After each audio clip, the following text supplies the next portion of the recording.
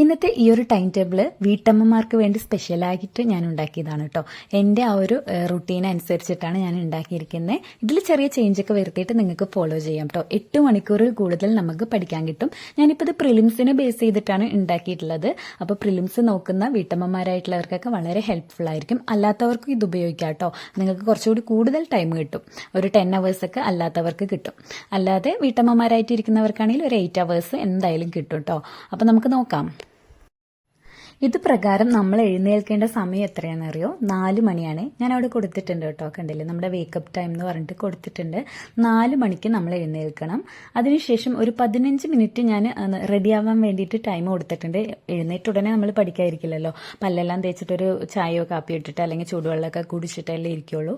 അപ്പോൾ അതിന് വേണ്ടിയിട്ട് ഒരു 15 മിനിറ്റ് ബ്രേക്ക് കൊടുത്തിട്ടുണ്ട്. ഇതിപ്പോൾ ഞാൻ ആദ്യം തൊട്ടേ ഫോളോ ചെയ്ത് വന്ന കേട്ടോ. കുറച്ചായിട്ട് ഞാനിപ്പോൾ 4 മണിക്ക് എഴുന്നേൽക്കുന്നത് നിർത്തിയിരിക്കുകയാണ്. ഒരു 5-5:30 ആകുമ്പോഴാണ് കേട്ടോ ഞാൻ ഇപ്പോൾ എഴുന്നേൽക്കാറ്. ഇനി മൺഡേ തൊട്ടിട്ട് എൻ്റെ ഒരു റുട്ടീൻ ഇതായിരിക്കും. എന്നോടൊപ്പം നിങ്ങളും പഠിക്കണം കേട്ടോ. അത് കഴിഞ്ഞ് പിന്നെ ഒരു 4:15, 5:15 ആ ഒരു ടൈം വരെയാണ് നമ്മൾ പഠിക്കേണ്ടത്. ഈ ഒരു ടൈമിൽ ഞാൻ പഠിക്കാറ് SCRT ആണ്. ഇനിയിപ്പോൾ നിങ്ങൾക്ക് ഏതാണ് കൂടുതൽ ബുദ്ധിമുട്ടുള്ള ഭാഗം അതെല്ലാം പഠിച്ചെടുക്കാം. ഈ ഒരു സബ്ജക്റ്റുകളും നിങ്ങൾക്ക് വേണമെങ്കിൽ മാറ്റാം. പക്ഷെ ഞാൻ ഇതാണ് കേട്ടോ സജസ്റ്റ് ചെയ്യുന്നത്.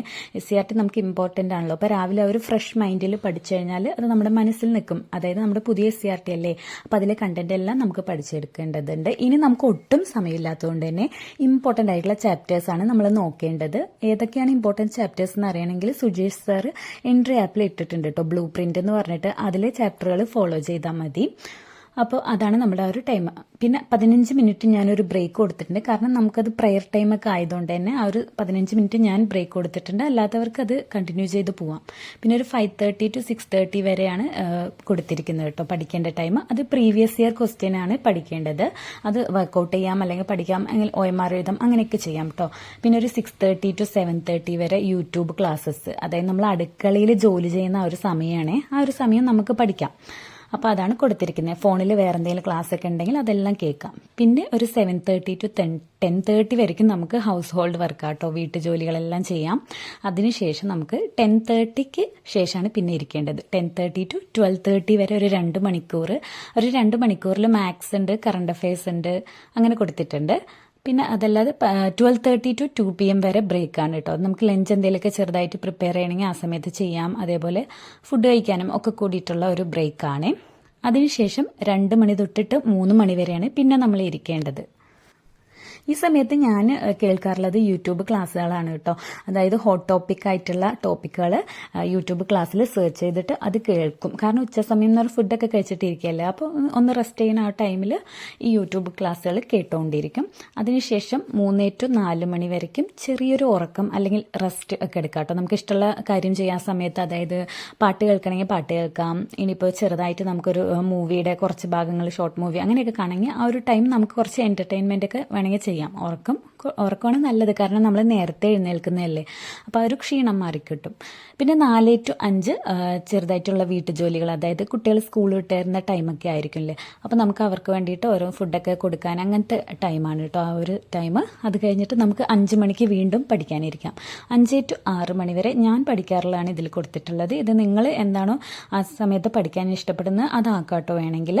ഞാൻ ഈ സമയത്ത് തൊഴിൽ പ്രസിദ്ധീകരണങ്ങൾ, നമ്മുടെ തൊഴിൽ വാർത്ത, തൊഴിൽ വീതി, PSC ബുള്ളറ്റിൻ, അങ്ങനത്തെ കാര്യങ്ങൾ, അതല്ലെങ്കിൽ പിന്നെ റാങ്ക് ഫയലും നമുക്ക് ഈ ടൈമിൽ നോക്കാം. നമുക്ക് ഇമ്പോർട്ടൻ്റ് ആണെന്ന് തോന്നിയ ഭാഗങ്ങൾ റാങ്ക് ഫയലിൽ ഈ ഒരു ടൈമിൽ നോക്കാം. ഇതിപ്പോൾ പ്രിലിംസിനെ ബേസ് ചെയ്തിട്ടുള്ളതാണ്, അപ്പോൾ ആ ഒരു ടോപ്പിക്കുകളൊക്കെ നോക്കിയാൽ മതി. പിന്നെ 6 to 9 മണി വരെ കുട്ടികളെ പഠിപ്പിക്കുക, അവർക്ക് ഫുഡ് കൊടുക്കുക, നമുക്ക് വൈകിട്ടത്തെ ഫുഡ് പ്രിപ്പറേഷൻ, അതിനുള്ള ടൈമാണ്.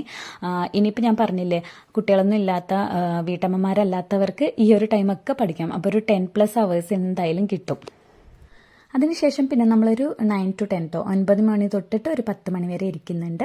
ആ ഒരു സമയത്ത് നമുക്ക് റിവിഷൻ ചെയ്യാം, അന്ന് പഠിച്ചത് റിവിഷൻ ചെയ്യാം. അതല്ലാന്നുണ്ടെങ്കിൽ നമുക്ക് ഇഷ്ടമുള്ള വേറെ എന്തെങ്കിലും കാര്യങ്ങൾ പഠിക്കാം.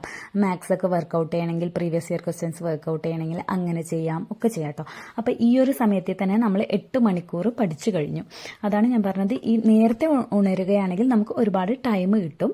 ഇനിയിപ്പോൾ നിങ്ങൾക്ക് നേരത്തെ ആ ഉണരുന്ന ടൈം 5 മണി 6 മണിയൊക്കെ ആവുകയാണെങ്കിൽ ഇതുപോലെ 10, 10:30 ആക്കാം, 11 മണി ആക്കിയിട്ട് മാറ്റാട്ടോ നിങ്ങളുടെ ഇഷ്ടത്തിനനുസരിച്ചിട്ട്. പക്ഷെ ഞാനിതാണ് പേഴ്സണലി ഫോളോ ചെയ്യാറുള്ളത്. അപ്പം നിങ്ങളും ഫോളോ ചെയ്ത് നോക്കൂട്ടോ. ഉറപ്പായിട്ടും നിങ്ങൾക്കും കൂടുതൽ ടൈം പഠിക്കാൻ കിട്ടുമ്പോൾ കൂടുതൽ കാര്യങ്ങളും പഠിച്ചെടുക്കാനും അതേപോലെ തന്നെ നിങ്ങളുടെ എക്സാമിൽ നല്ലതുപോലെ മാർക്ക് സ്കോർ ചെയ്യാനും നിങ്ങളെ ഹെൽപ്പ് ചെയ്യും. ഇനി വളരെ കുറച്ച് ദിവസം മാത്രമേ ഉള്ളൂ നമ്മുടെ പ്രിലിംസിന്. അപ്പോൾ ഒന്ന് കുറച്ച് ബുദ്ധിമുട്ടിക്കഴിഞ്ഞാൽ നമുക്ക് നല്ല മാർക്ക് വാങ്ങി സേഫായിട്ട് ഇരുന്ന് ആശ്വാസത്തോടെ ഇരിക്കാം അല്ലേ, മെയിൻസിന് വേണ്ടി പ്രിപ്പയർ ചെയ്യുകയും ചെയ്യാം. അപ്പോൾ അത്രയൊക്കെയാണ് ഇന്നത്തെ ഈ ഒരു വീഡിയോ. ഇഷ്ടമായിട്ടുണ്ടെങ്കിൽ ലൈക്ക് ചെയ്യാനും നിങ്ങളെ ഫ്രണ്ട്സിനൊക്കെ വേണ്ടിയിട്ട് ഈ ഒരു ടൈം ടേബിൾ ഷെയർ ചെയ്യാനും മറക്കരുത് കേട്ടോ. കൂടാതെ ഇനിയും കൂടുതൽ അപ്ഡേറ്റ്സ് ഒക്കെ കിട്ടാൻ വേണ്ടിയിട്ട് ചാനൽ സബ്സ്ക്രൈബ് ചെയ്യാനും മറക്കരുത്.